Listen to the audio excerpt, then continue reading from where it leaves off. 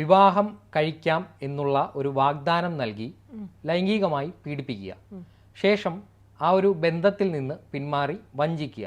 ഇത് രണ്ടുമാണ് പ്രധാനമായിട്ടും ഈ BNS-ലെ ഈ 69-ാം വകുപ്പിൽ പറയുന്നത്. ഇത് IPC 376-ാം വകുപ്പ് പ്രകാരം അന്നത്തെ നിയമം വെച്ചാണ് കേസെടുത്തിരിക്കുന്നത്. എന്തായാലും ഇതിൻ്റെ പേരിൽ ശാസ്ത്രീയമായ തെളിവുകളടക്കം ശേഖരിക്കാനുള്ള ശ്രമത്തിലാണ് പോലീസ്.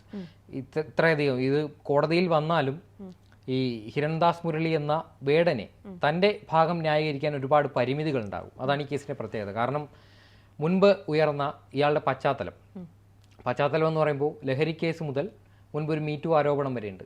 അപ്പോൾ ഇത്തരത്തിലൊരു സ്ത്രീ പീഡനത്തിൻ്റെ പുറത്തുള്ള ആരോപണം വീണ്ടും വരുമ്പോൾ താൻ നിരപരാധിയാണെന്ന് തെളിയിക്കാൻ വേടന് കഠിനാധ്വാനം വേണ്ടി വരും. പക്ഷേ ഇതെല്ലാം ആസൂത്രിതമാണെന്നുള്ളൊരു മറുപടി വേടൻ കൊടുക്കുന്നുണ്ട്.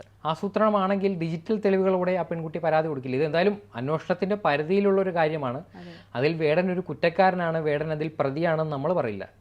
കാരണം അത് തീർച്ചയായും ഇത്തരത്തിലുള്ള വ്യാജ കേസുകൾ ഒരുപാട് വരുന്ന ഒരു സാഹചര്യമാണ്. പെട്ടെന്ന് ഒരു റിലേഷൻഷിപ്പ് ഉണ്ടാവുന്നു, ആ റിലേഷൻ്റെ പുറത്തൊരു ഇപ്പോൾ മ്യൂച്വൽ അണ്ടർസ്റ്റാൻഡിങ്ങോടെയുള്ള റിലേഷൻഷിപ്പ്, പിന്നെ ഫ്രണ്ട്സ് വിത്ത് ബെനിഫിറ്റ്സ് എന്നൊക്കെ പറയുന്ന പ്രയോഗങ്ങൾ ഇന്നത്തെ യുവതലമുറയിൽ സ്വാഭാവികമാണ്.